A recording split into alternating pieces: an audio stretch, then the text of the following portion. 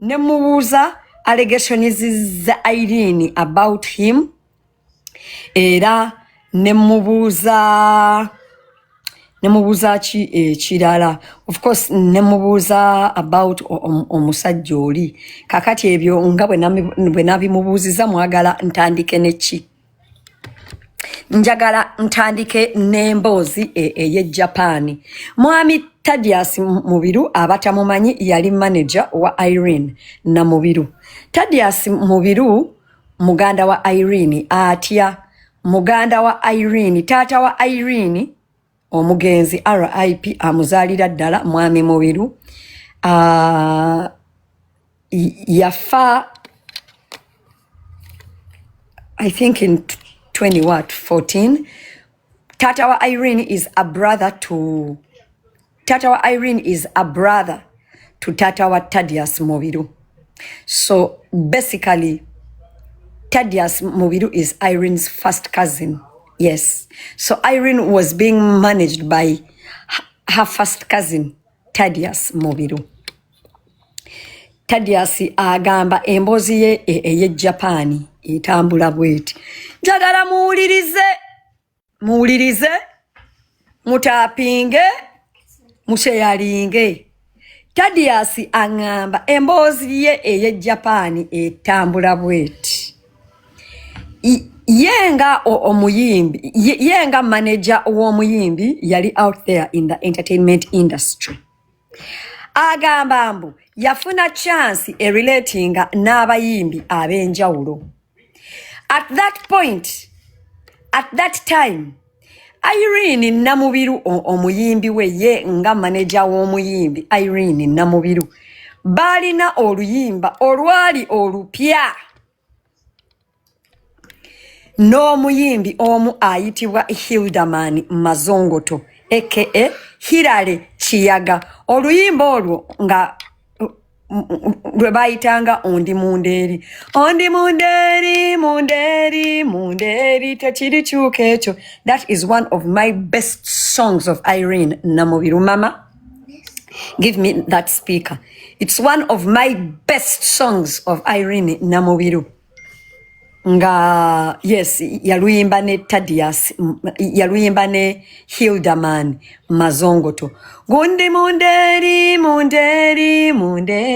tekiri kyukecho mama kabazanyiremu just daka gundi then tweyongereyo kati bino nkomyewa munange akaseera ako Irene yalina oluyimba ne Hildaman lwenvudde oba playing that was one of my best songs era abandaba ku Snapchat. I sometimes play that song when I'm driving. It's on my Spotify like a playlist. Now eranga akolagana n'abayimbi ab'enjawulo because yali manager wa muyimbi. Eranga akolagana ne ba promoters abalala because era yali yetaga gigs ez'omuyimbi we. Thaddeus angamba abaali awo omuntu Hildaman amukubira amugamba Thaddeus ninawo fani wange naye atwala abayimbi. Mama, can you please turn down the volume? Yes, please. Thank you. Amugamba Thaddeus ninawo fani wange ayagala tugende tuyimbe naye ayagalirako abayimbi abalala bali bagalako King Michael bagalako Hildaman kati ne bagamba Hildaman alondereko omuyimbi omulala omunene. Hildaman na gamba Thaddeus kyandikoze nnyo since tuyinawo oluyimba olupya nani ne Irene. Totally makes sense, yes? Nga Thaddeus ngagamba ye okay nga agamba kati nenda kuwa enamba ye mwogerezeganye nga agamba okay nga bakwata enamba ya Thaddeus nga bajiwa ani promoter nga boogera nga bamala okwogera nga olinga amunyonyola bulungi nga bateesa akasente nga Thaddeus akubira omuyimbi we nga amugamba waliwo omulimu Japan biki Thaddeus nga agamba promoter nanti fenga bulijjo ntambula n'omuyimbi wange so ogenda kunkolera visa because omuyimbi wange teyetaaga visa mu Faransa alina akatabo nti ye namugamba so nkwetaaza ebintu bisatu nkwetaaza deposit omuyimbi nkwetaaza visa yange nkwetaaza hotel booking accommodation nkwetaaza ne flight yange n'ey'omuyimbi byebintu bina oli namugamba ize ononga ayitiramu ani ayitiramu omuyimbi ngagamba ani akugambye nti hira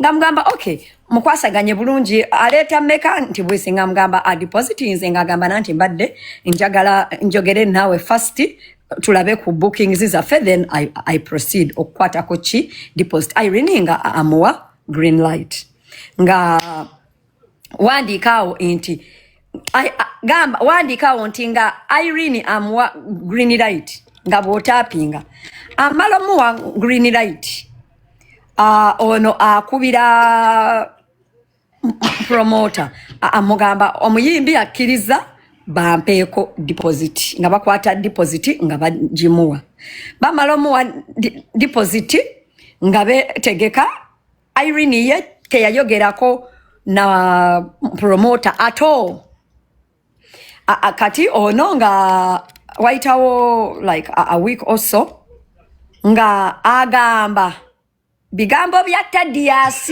ate nga ne mukatabo Irene yabiwandiise oh mama are you okay you're coughing are you choking no I was drinking a little bit fast okay don't drink fast okay katinga amugamba akubira manager Thaddeus amugamba Thaddeus nti wanji nti munange visa za mwezi ganye owulira nga amugamba visa za mwe ziganye kati ngenda kukola ntya because visa eyo neyahira neya King Michael ziganye baganye kati nga mugamba naye bambi omuyimbi mumpe kasita ye teyetaaga visa ono nga agamba I don't know ba anakkiriza okuyimba yekka kweze sente ngono amugamba ono nga ayogera n'omuyimbi omuyimbi nga amugamba sobola kuyimba nzekka kwezo sente bongeremu sente gayi nga amwongeramu 10,000 gamba nti promoter Kim nga ayongeramu omuyimbi 10,000 eza dola wandika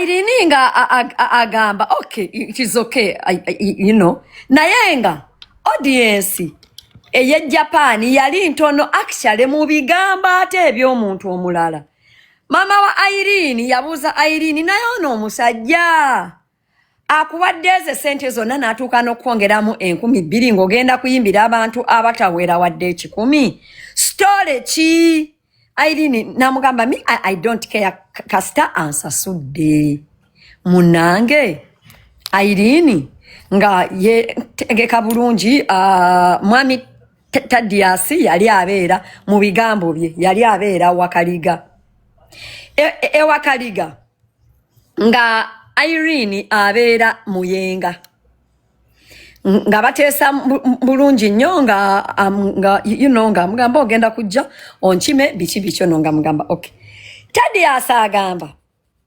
inti wano muku wano nga omuyimbi akkiriza okukola show Thaddeus nga ayogera ne Kim nga Kim ye promoter nga amugamba why did you lie about Sandra noleka nsooke mu blocking ka nsooke mu blocking lwaki bwe najja ne mbagamba mbu bamumenye amagulu tewambuuza lwaki ono kansooke mu blocking kati ebyo bye binyarwanda bimalaya ebyajja ne bireeta ebimana byabwe ebivundidde Rwanda ne bibireeta eno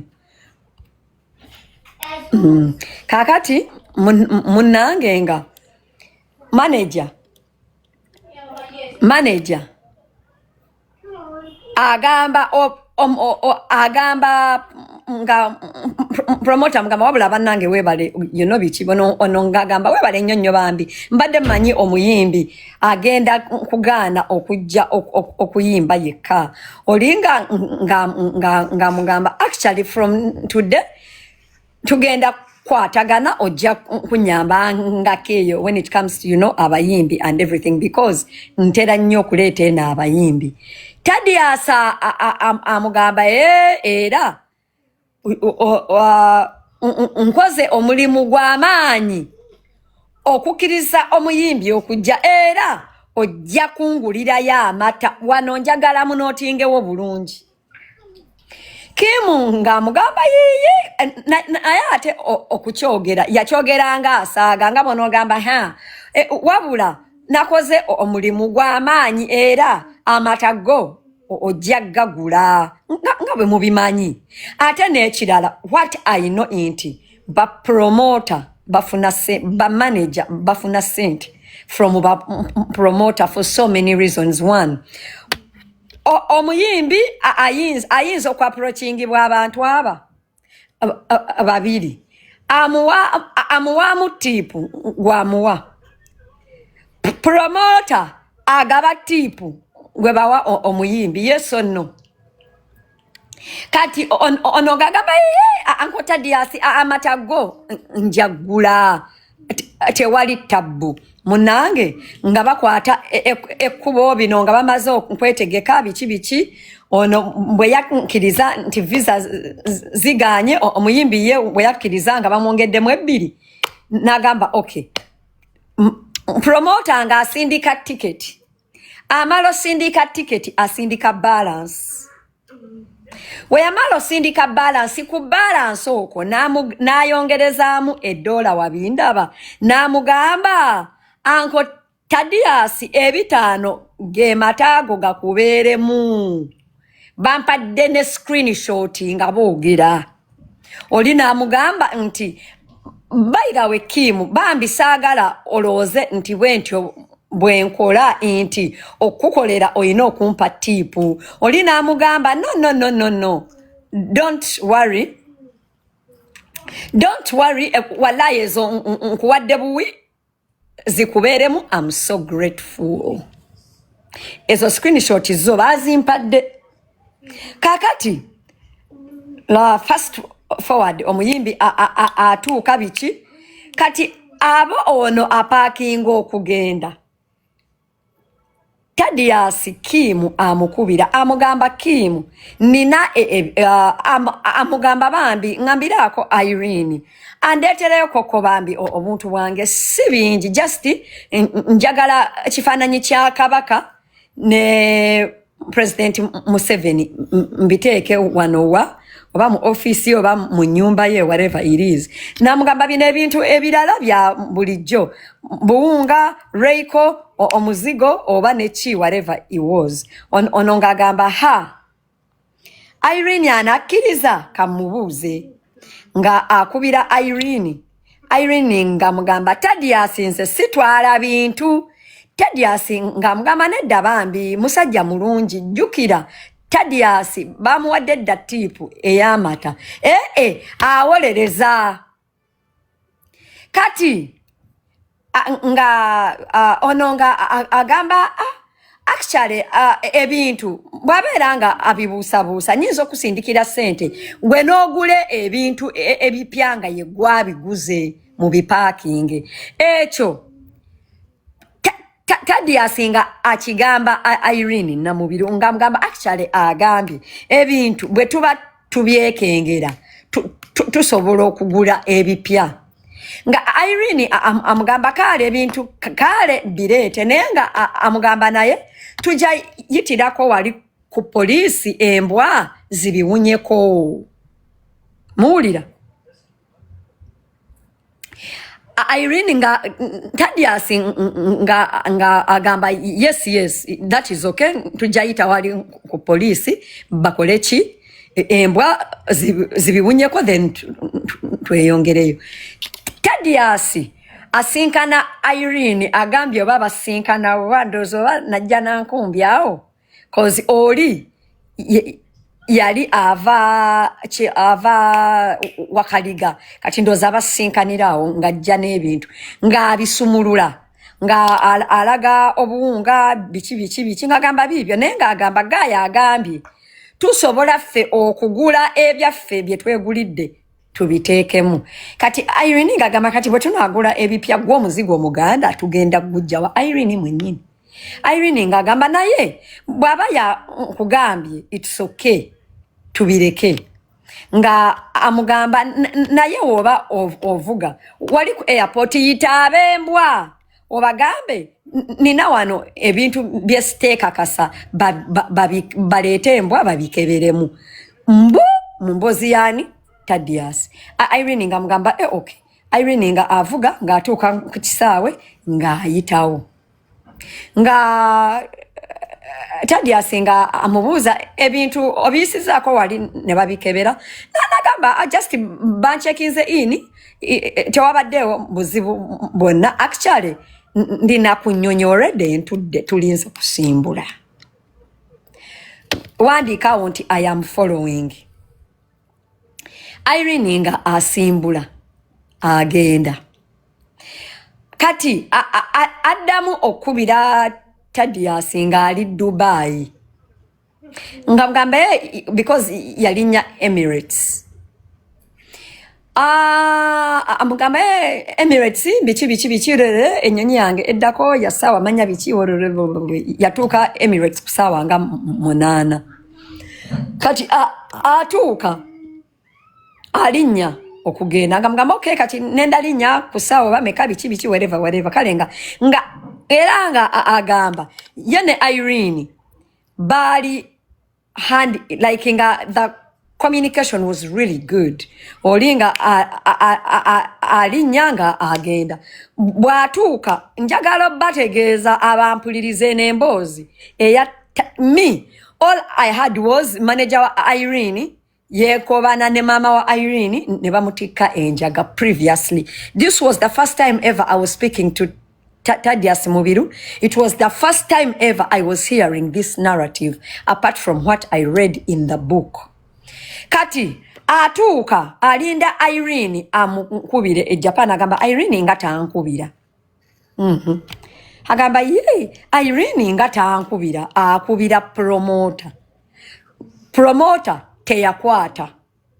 Addamu kubira promoter simu ya promoter nge evuddeko. Nagamba nedda yamukubira n'atakwata eya Irene nga eri off nagamba okay atambudde alabika oba tanafuna wifi biki kati akubira promoter takutte agamba alabika give me a minute guys alabika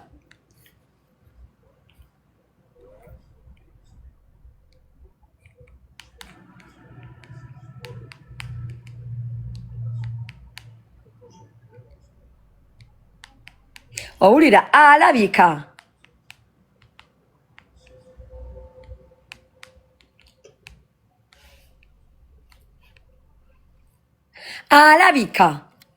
olusinkanye omuyimbi we excitement you know bakwataganye that is normal but though it was really unusual.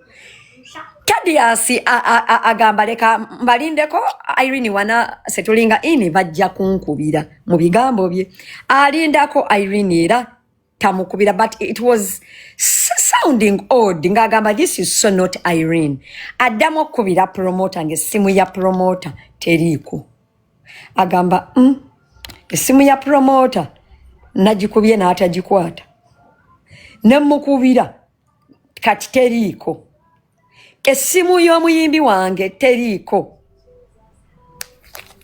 ka mbaddireyo wali eri Hiludamani nga amuleetera omulimu yamugamba nina wano fani wange naye ayagala nnyo abayimbi biki ayina n'abayimbi abamu beyatwala naye muntu mulungi nnyo bakathe babadde bakavaayo Catherine kusaasira oba mujjukira wali we nabagambira kusaasira nga mbannyonnyola kati Thaddeus akubira Irene esimu ye nga teriiko akubira promoter esimu ye nga teriiko omutima gwamuddukira wa Catherine kusaasira akubira Kathe agamba Kathe oli otya nti ndi bulungi kamwa munnange nina mukoko cold feet nti eyaki nti Irene yagenze Japani ono musajja Kimu biki naye nkubidde Kimu namukubidde n'atakwata ngenze omukubira kati esimu ye teriiko Namubiru munoonya esimu ye teriiko mbukusaasira yakuba omulanga n'agamba woowe enfudde baba wadde ebintu muwulira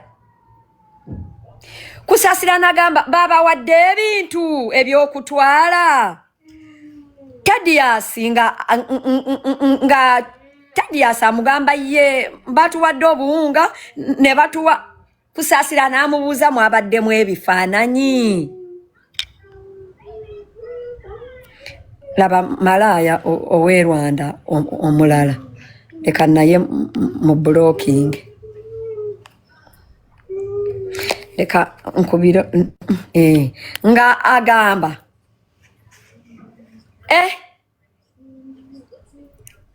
nga kusaasira agamba bannange tufudde omwana w'omukazi bamutisse enjaga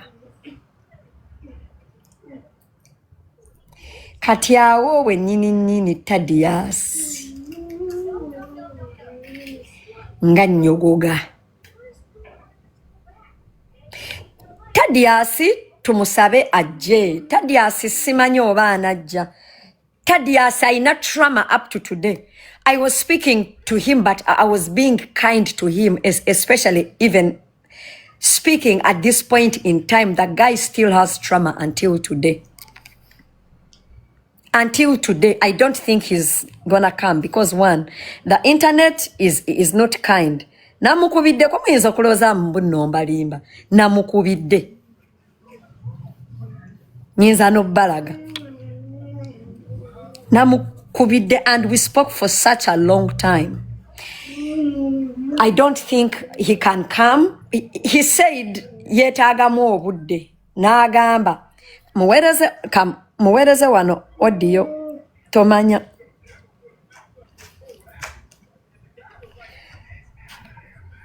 Mwami Thaddeus bambi oli otya ndi ku live naye bambi abantu basaba ojje oyogere emboozi yo neme ginyumya mu second person. Wandize sijja kukiriza muntu yenna ku katuuti, sigenda kukiriza muntu yenna akutriggeringa mu comment section. Bw'oba osobola ng'olina obudde jangu bambi. Munange omwami agamba imbu nawuliranga awunze immediately, of course, like you know, amasimu gatandise okujja Irene bamutise enjaga, Irene bamukwatidde, Irene ABCD, Irene. Yes, yali traumatized ato like nyo katinga amasimu nga gayitingana I mean amawulire kati nga gabuutikira eggwanga nti Irene bamukutte n'enjaga. Thaddeus akimanyi bulungi mbuno ebintu ebyo.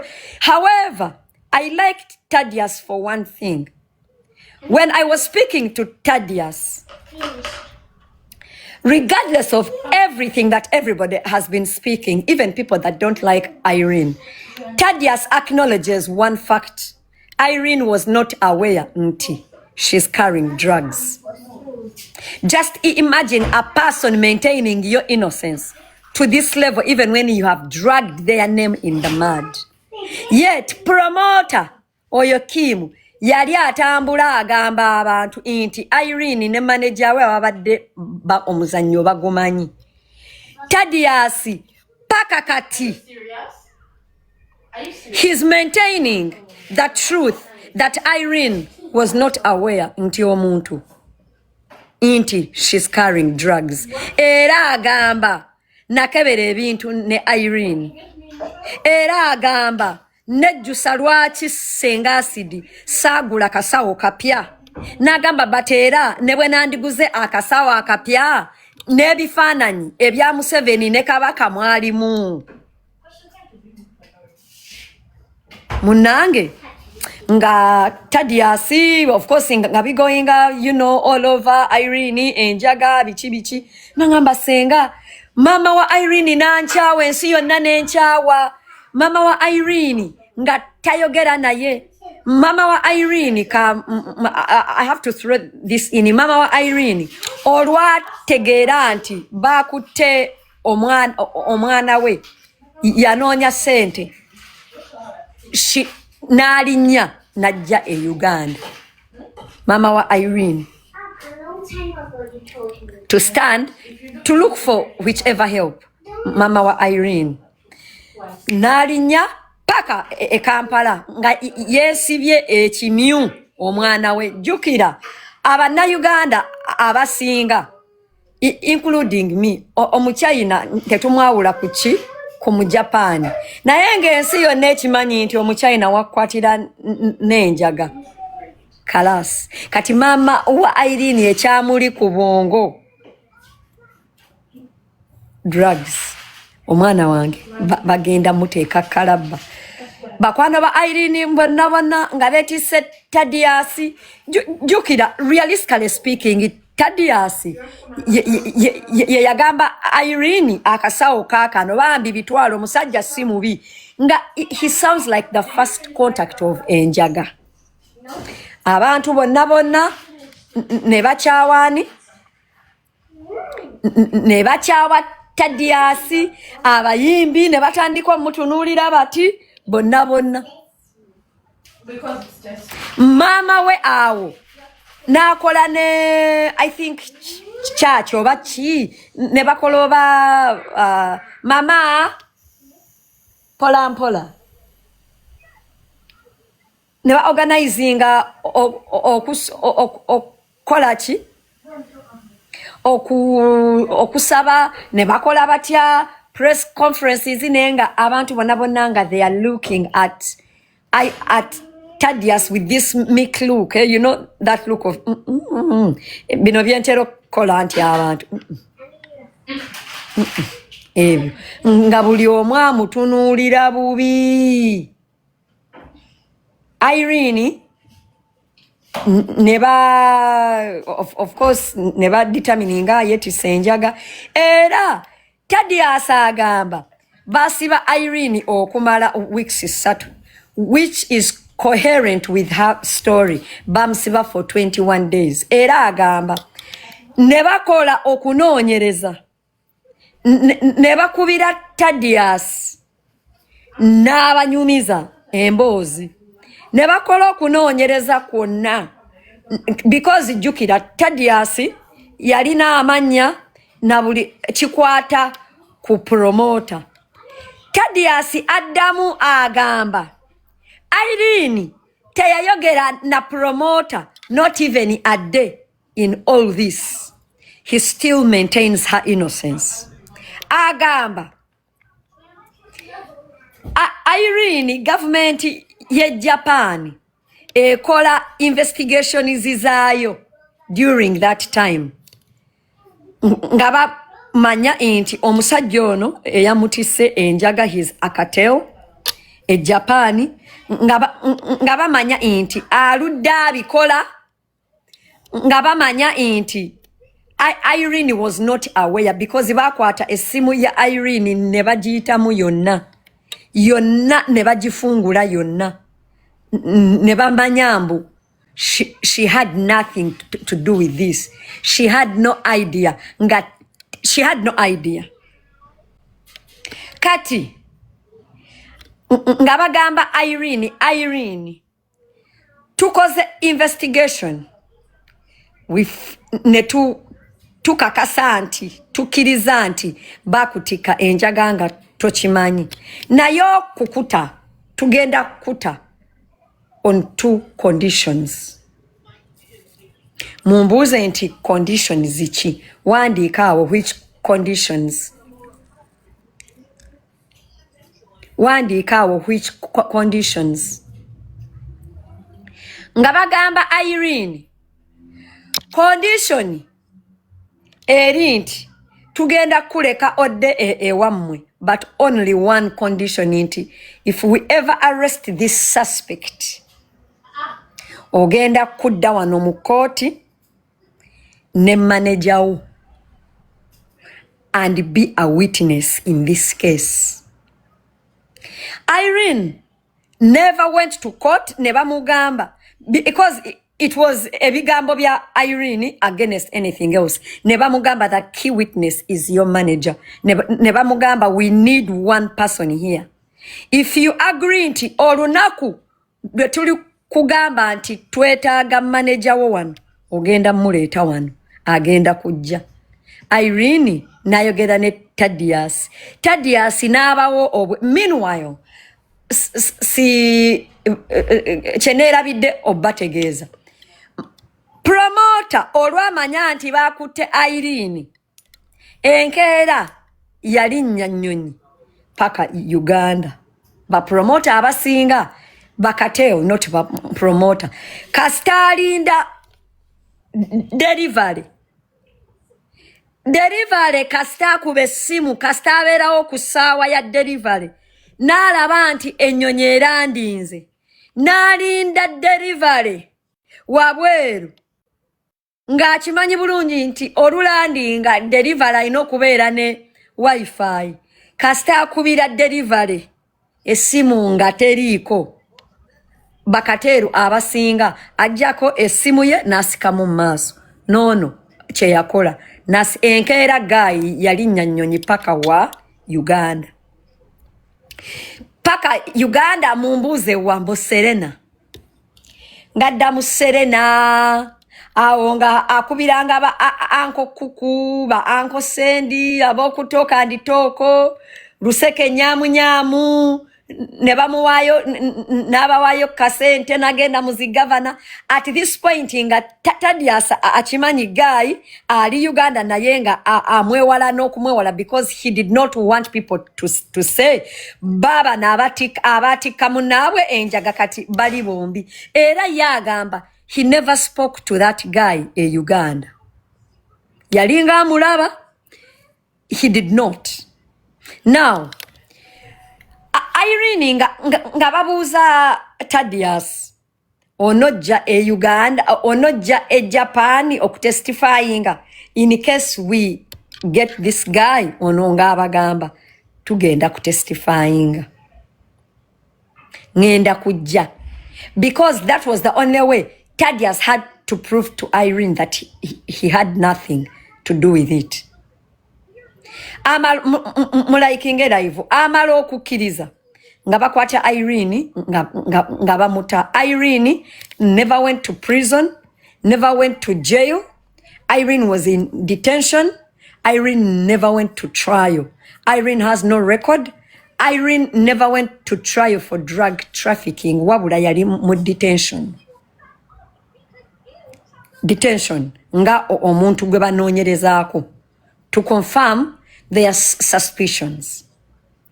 He never went, she never went to prison or jail or even court. Thaddeus nga abawo obweyamu inti if you ever need me to testify, I will come. Irene nga akwata ekkubo ngadda e Uganda nga bamu receiving mu Mizira like is it called mumizira lyali ssanyu lingi nnyo owulira batuuka Uganda bigenda maaso Irene abayitiramu Irene awo nga yekengera Tadiasi ne basigala nga bakola naye nga ono amwekengera kakati waitawo meanwhile njagala okutegeeza nti akaseera ako mama wa Irene tayogera na Tadiasi. By the way, family ya Irene yonna yali teyagala Tadiasi. Nja babuuza lwaki mujja kumbuuza lwaki later naye ka nsooke njire.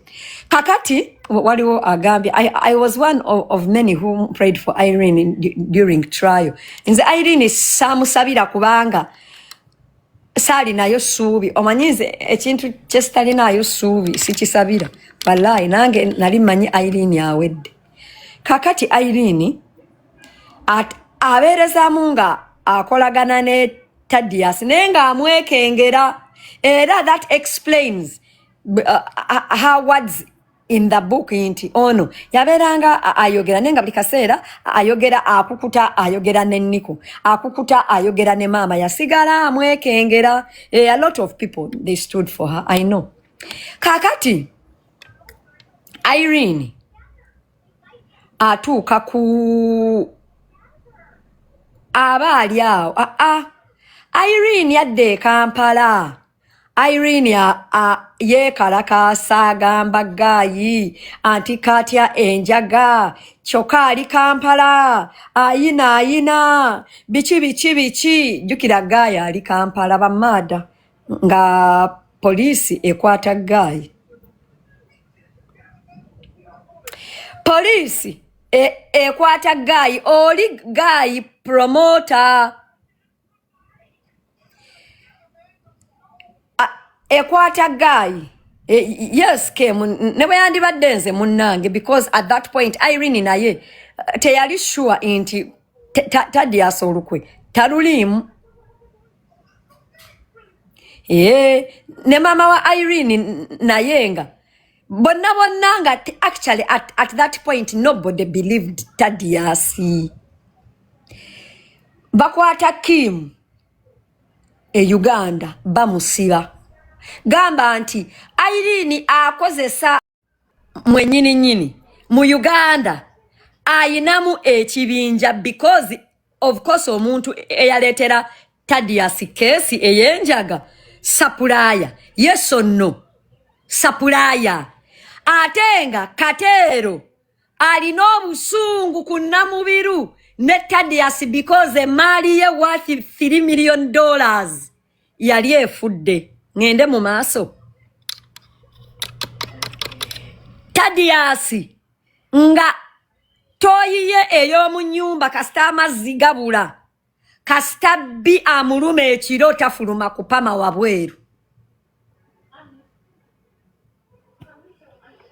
owulira Tadiasi nga netoyiye flashing ey'omu nnyumba amazzi bwe gaba gabuze tapama mutoyi ya wabweru nga atya nga takyagenda out wadde mu bbaala owulira wadde mu bbaala kasajja katujjukira Tadiasi musajja musirise abamumanyi mumumanyi ate Tadiasi okubeera manager wa Namubiru yalina abalabe bangi mumbuuze batya waliwo abalabe abamu industry abayimbi abatayagala Namubiru tosobola kukyawa Namubiru n'oyagala manager we ba promoter abamu bali tebamwagala because you know oba oluusa akumye omuyimbi yalina ba enemies bangi olw'omuyimbi owulira okwongerezaako alina abantu bangi ba enemies ba Irene bonna kati baali babe owulira Tadiasi nga ewaka ne mu kibira ne wamusobera musajja wattu. Thaddeus aba ali awo. Kim bamala omuta.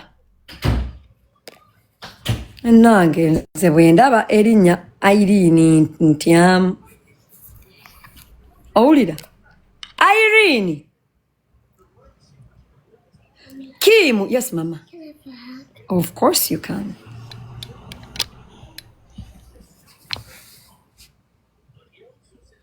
Do you want a kiss with the hug? You don't want the kiss? Just the hug? Okay, good. Kakati. Irene. Kim. Mulindeko mfunye bajita batya? Deja vu. Mfunyemu a deja vu, but anyway, sorry. Kakati. Kim, sente amaze okuzirya e Kampala ziweddewo. Ziweddewo bwavu butandise omuluma. Kim agamba kindi awo mu Kabaala nga agamba baboyi. Bano bagayi ab'e Japan nkimanyi banninze. Abaana e Japan nkimanya abasajja ab'e Japan banninze. Ate abaana nga bagenda batya ku maato ng'olwedde wano waliwo zigundi baziyita batya outpass. Nange emboozi z'abakadaama tunaziwulira edda kati sooke tumalirize. Kaakati Kim agamba abakazi beewa abaana b'e Japan buno obusajja bw'e Japan nkimanyi bunninze naye nze I have a life in Japan. Alinayo omukyala, alinayo abaana, alinayo bamafiya banne. N'agamba nze mu kifo ky'okwavuwalira wano leka nzireyo e Japan nkimanyi bajja kunsibayo emyaka giijo nkole ki bante after all tebalina bukakafu. Ladies and gentlemen, ladies and gentlemen, Kim ng'akwata ekkubo ng'agenda e Japan. Jukira abaana b'e Japan ate Japan ngimanyiiko kintu kimu okola emisango ekulinda okomawo. Waliwo ne guy yali kyali wange nga bamuyita Bob. Ebiseera ebyo babbanga amamotoka. Oba mujjukira amamotoka amanene ago ge babbanga nga bakola underground gundi garages. Kati Bob was one of those people. Babba amamotoka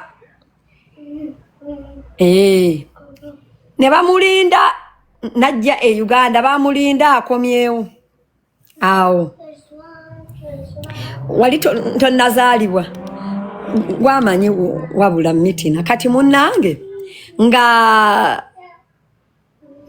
mulaikinge live. Yes, munnange Kim ng'agamba abatalina abo wadde obujulizi nja genda kale banabeera bakunsiba. Jukira bano bagayi abatunda enjaga okasita tebakukwata nayo abamanya bajja kusibayo bibyo oba conniving oba ki bakute nga akwata kubo agenda e Japan. Amalo tuuka e Japan kukisaawe wenyini be papa. I'm dozing Senga. Okay, if you're dozing kale onodda encha. Bye, onodda encha please. Bye. Mommy. Yes, Mama. I was joking. Tara didn't.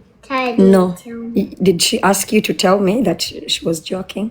No, I was joking. No, you were not. Yes, I was. Are you lying to me? No, I was joking. No, you are not joking, Mama. I Yes, know I when you're was. joking. You are not. Did Tyra say you should tell me that you are joking? No, I'm doing that true. No, you're not. Yes, I am. Because you had no reason to lie in the first place. Are you lying to me right now? Get out of my face. And I'm not talking to you because I don't like people that tell lies. Go.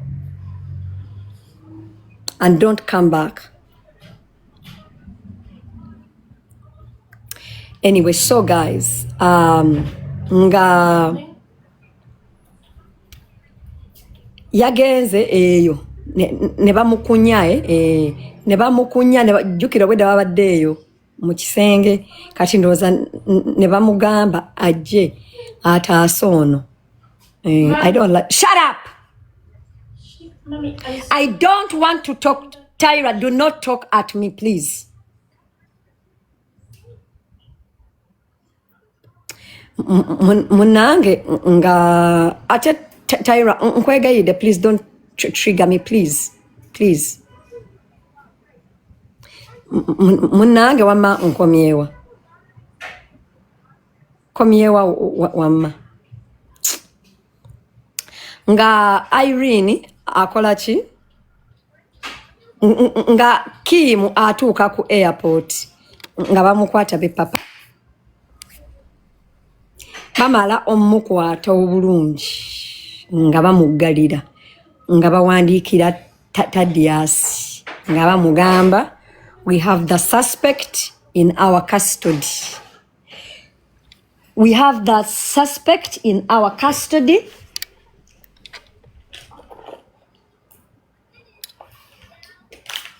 Nindako.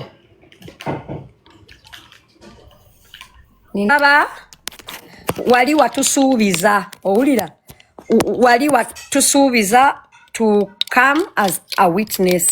Are you still willing?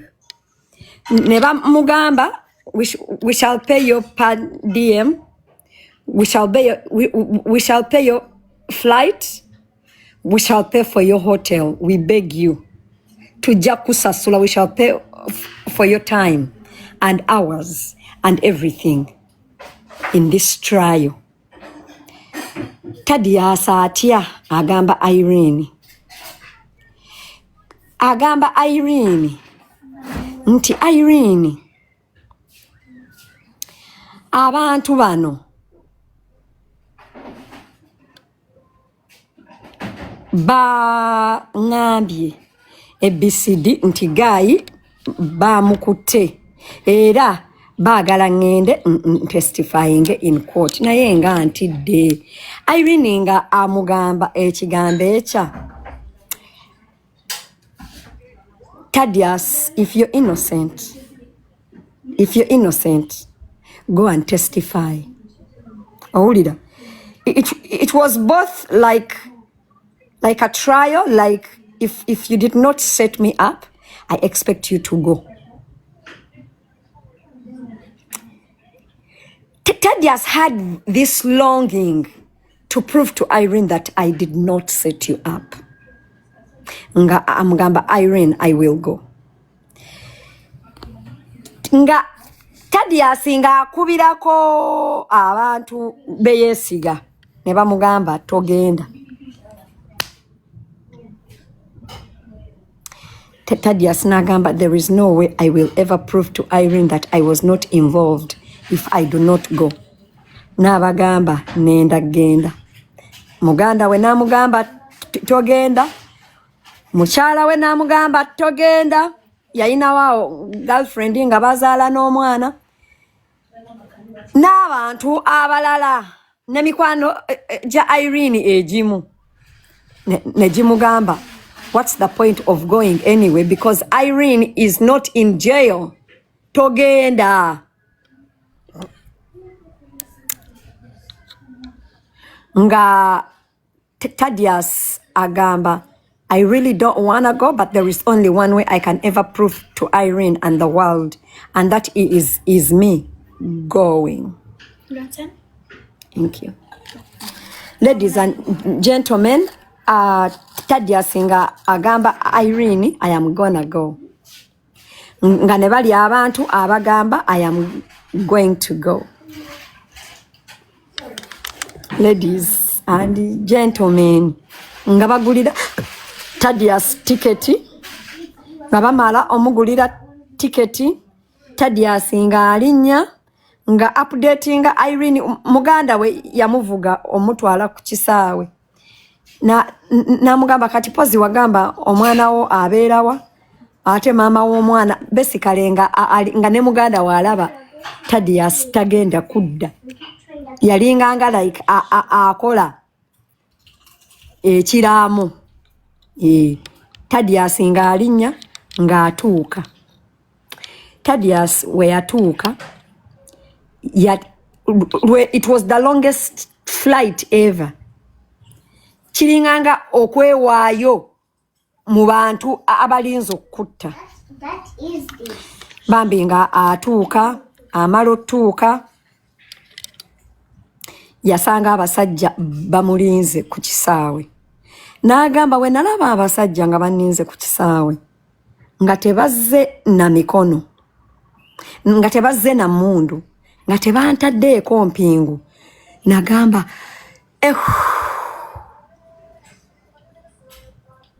ne bamugamba ssebo weebale kujja biki ne bamuvuga bamutwala ku hotelu ye awumulemu biki cause I think oba yatuuka kiro ne bamutuusaayo ne bamugamba wummulamu enkya rest biki n'abagamba naye hotel gye muntaddemu it does not have fast internet. I need a hotel with better internet. Never choose Thaddeus, never take mu 5-star. Nabagamba I need to keep in touch with my family back home bichi. Never muchusa, never mutwala mu 5-star hotel. Never mugamba okay, we shall come tomorrow and we pick you up bichi. Nagenda, never picking her up. Owulira. The next day bichi nebagenda in the courtroom eyasooka. You people, Kim we yatunula ku Thaddeus bw'ati, his heart dropped because yali mukomera ndooza ng'agamba bajja kunta, naye bwe yatunula ku Thaddeus bw'ati yamanya it is the end for me because that was the only witness. Nga Thaddeus n'obukakafu bwonna abulina nga buli mu ssimu, n'akwata essimu ye n'agiwaayo ne bagiyitamu ne bafuna ba interpreter abazungu, abafalansa, abajapaani, abaganda, aba buli lulimi ne badda mu ssimu ya Thaddeus ne bagifungula yonna. Owulira? Olwatunulira Thaddeus bw'ati, his heart dropped and he knew that was the end for him. You guys, that's not it all. I have a shocker for you. Ask me what is the shocker. Mutapinge live mumpe ebirabo. I have a shocker. Is Thaddeus bwe bamucontactinga agende amidst, his second mind and thoughts and contacting everybody, being in doubt and everything about his safety, if he's ever gonna be back. Nakubira Irene namugamba, if you're innocent genda. Abantu bonna nga bamugambye togenda, n'alinnya munnange n'agenda nga ba updatinga Irene, ntuuse wano ererere baddia. Irene agenda okutuuka mu kooti, Thaddeus agenda okutuuka mu kooti. Ladies and gentlemen, Irene was in court.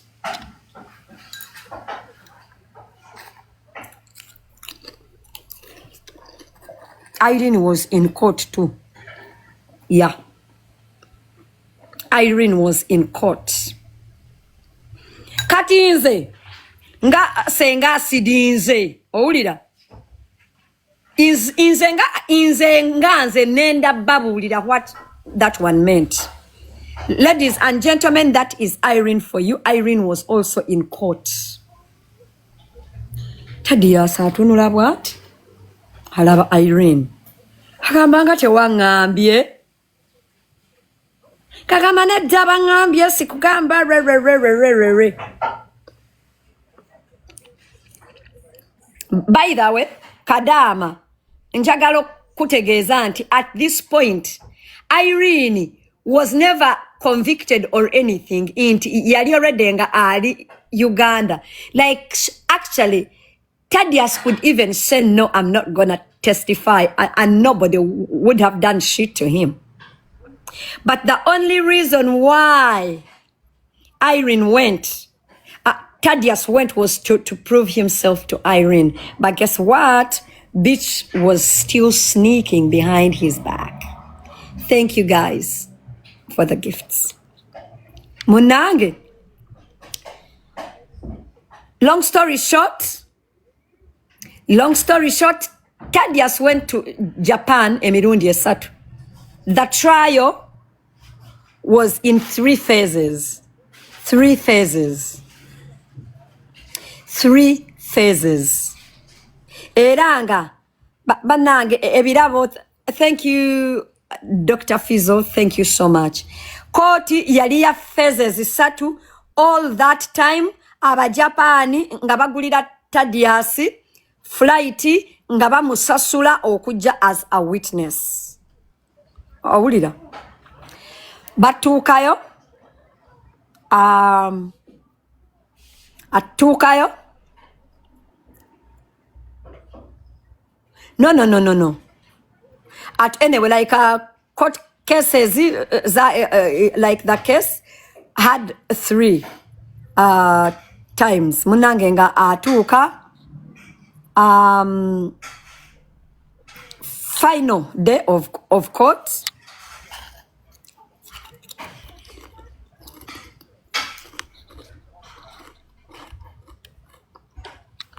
Kimu nga bamusalira emyaka 14 n'ekitundu. Nga bagamba Thaddeus bambi webale nnyo, God bless you, bichi. Naye bali nyakati omusango guwedde Kimu nga bamusalira emyaka 14 n'ekitundu. Thaddeus nga agamba, finally I really hope I have cleared my gundi before Irene. Kati bakwata ekkubo baddayo e Uganda. Basigala bakola.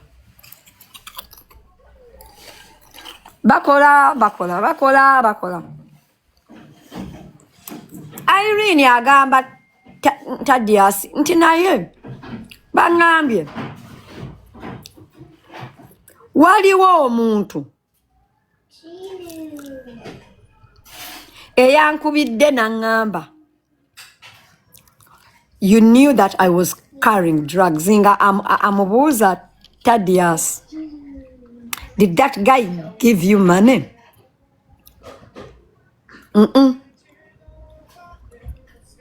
Nedda, this was before nga ne koti tennabaawo. Irene yabuuza Thaddeus, did this guy give you money? Thaddeus namugamba mazima gali nti guy yampa tipu ya $5 namulaga ne message.